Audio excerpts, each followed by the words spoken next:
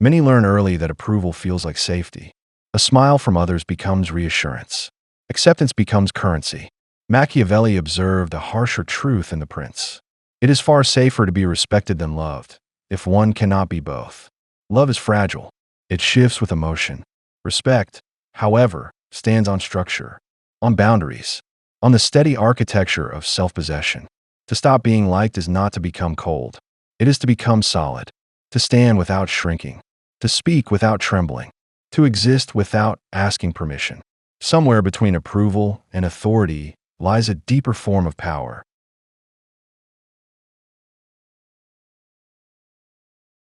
The desire to be liked often disguises itself as kindness, but beneath it lies something deeper, a fear of standing alone, a fear that without approval, one might lose connection, safety, belonging. From an early age, approval becomes a reward. A smile from a parent, praise from a teacher, acceptance from peers. Each moment wires the mind to associate likability with survival. Machiavelli observed that people are fickle in their affections. They offer loyalty when it costs nothing. They withdraw it when circumstances change.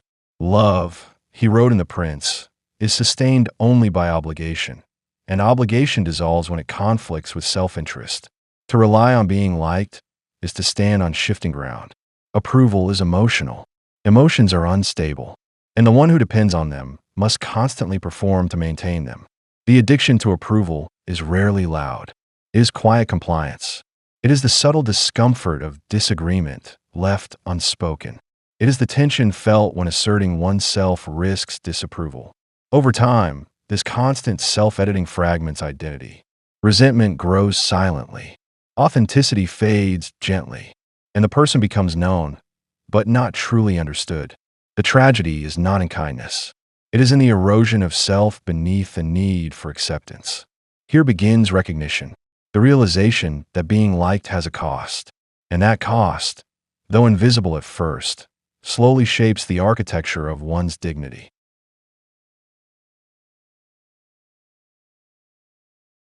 The child learns quickly that harmony preserves connection, that obedience invites warmth, that disagreement risks distance. Pleasing, then, is not a weakness.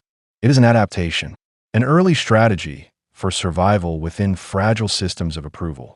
In families, affection may arrive conditionally, offered when behavior aligns, withdrawn when it disrupts. In schools, praise is awarded for compliance. In friendships, acceptance is granted to those who mirror the group. And slowly, the nervous system absorbs a lesson. Safety lives in agreement. Machiavelli understood this instinct intimately.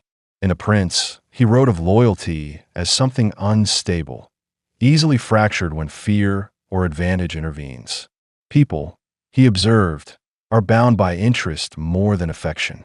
They attach themselves where benefit exists. They detach when it fades.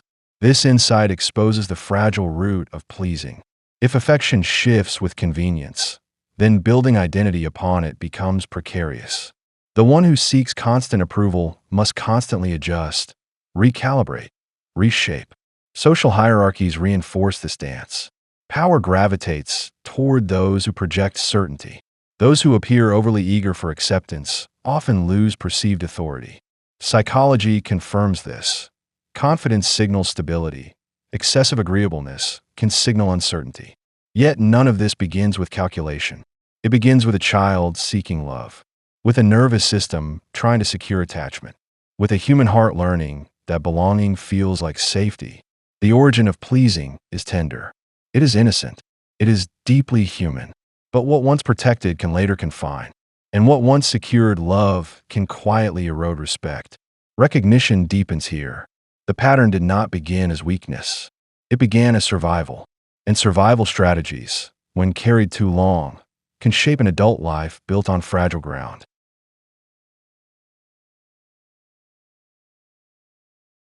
Respect is quieter than affection. It does not rush forward with warmth. It stands back. It observes. Where approval is emotional, respect is structural. It does not depend on mood. It does not evaporate with disappointment. Machiavelli drew this distinction with clarity. He wrote that while it is ideal to be both loved and feared, if one must choose, It is safer to be feared, or more precisely, respected. Love, he observed, is held by a chain of obligation which men break whenever it serves their advantage. Fear, anchored in consequence and stability, is less fragile. Modern psychology echoes this insight in subtler language. Respect emerges when others perceive competence, consistency, and boundaries. It is formed when behavior aligns with principle, when words and actions match, when the self does not bend with every external pressure. The nervous system reads certainty as strength. Clear limits signal stability. Calm disagreement signals authority. And, paradoxically, the one who does not chase approval often becomes more valued. This is not about intimidation. It is about coherence. The respected individual projects an integrated identity. They do not overexplain. They do not overshare. They do not collapse under disapproval. Respect invites distance, but it also invites trust. Not emotional closeness alone, but recognition of stature. A silent acknowledgement. This person stands firmly within themselves. Affection fluctuates with preference. Respect stabilizes through perception. To understand this difference is to recognize a turning of power. Approval requires constant maintenance. Respect sustains itself through consistency. Here, the psychological shift begins to take form. Being liked soothes. Being respected steadies. And steadiness, over time, builds a presence that does not beg for validation. It simply exists, anchored and unmoved.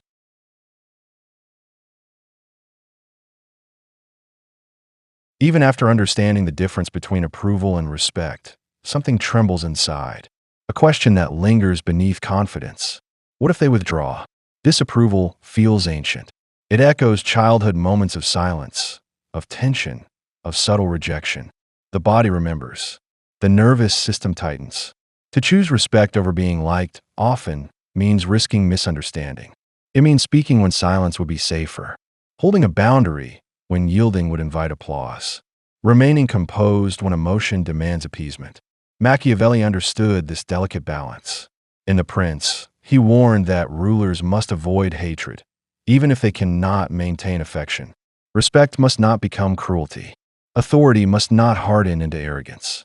The line is thin. Psychologically, the fear of disapproval activates the same circuits as physical threat. Rejection registers as danger. Social exclusion stimulates primal alarm. The heart beats faster. The mind searches for corrections. The instinct to appease resurfaces. And yet, growth lives within this discomfort. The moment one tolerates disapproval without collapsing, something stabilizes. The identity becomes less negotiable. The presence becomes less reactive, but the resistance remains real. There is grief in no longer being universally liked. There is loneliness in standing firm. There is uncertainty in no longer seeking constant reassurance. This chapter of the journey is not triumphant. It is tender. It is uneasy. It is human. To move from approval toward respect requires sitting with this fear, allowing it, observing it, not fleeing back into compliance. In this quiet confrontation with disapproval, dignity begins to solidify, and though the ground may feel unstable at first, it is the beginning of standing on one's own foundation.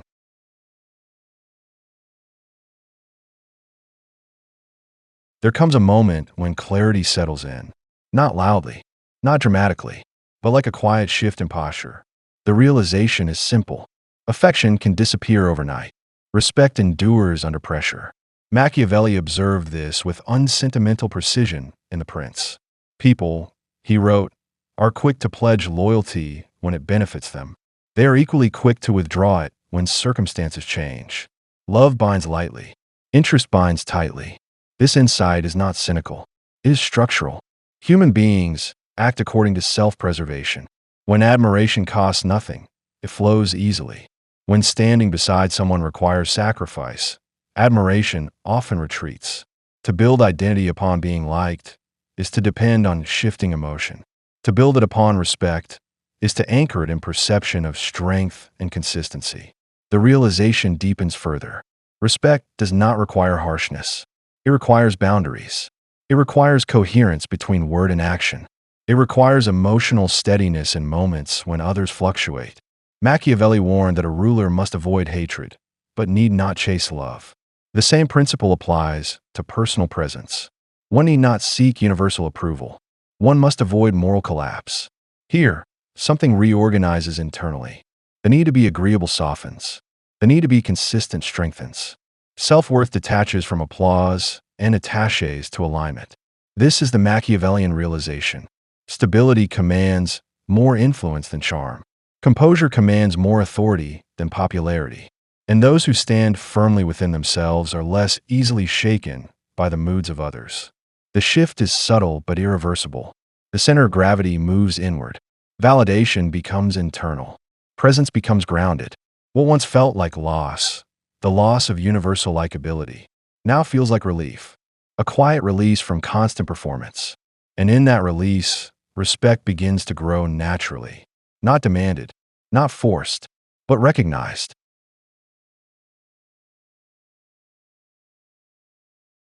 Authority, when integrated, does not harden the face. It softens the need to prove. It slows the reaction. This is not dominance. It is alignment. After the realization that respect sustains more deeply than affection, something begins to settle. The nervous system, once alert to every sign of approval or rejection, grows quieter. Disagreement no longer feels catastrophic. Silence no longer feels like abandonment. Machiavelli described rulers who endured not because they were adored, but because they were consistent, predictable in principle, measured in response, firm without volatility. Integrated authority mirrors this pattern.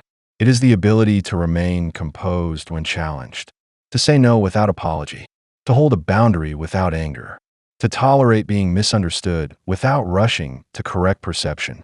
Psychologically, this marks a shift from external validation to internal regulation. Self-worth no longer fluctuates with praise. Confidence no longer depends on consensus.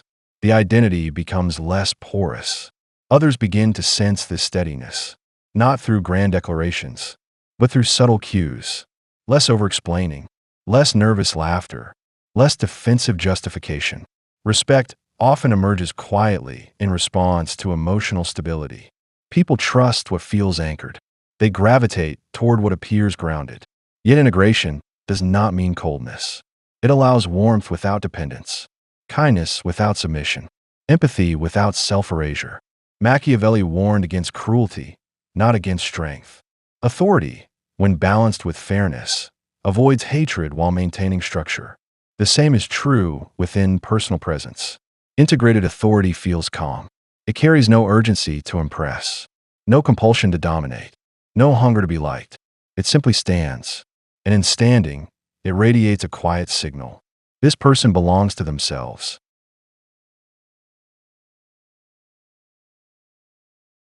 In the end, respect does not arrive with applause. It settles gently, like evening light, unannounced, undemanded. The one who no longer chases approval begins to move differently. There's less urgency in their words, less tension in their gestures, less need to fill silence.